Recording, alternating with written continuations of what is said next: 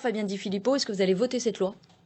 Alors, il y a plusieurs choses qu'il faut voir. Cette loi, elle ne porte pas sur nos revendications à nous, qui porte sur l'équité territoriale. Pourquoi, depuis le début de ce quinquennat, a-t-on fermé autant d'écoles, notamment dans nos territoires ruraux, à un moment où on dédoublait les CP et les CE1 dans les REP+.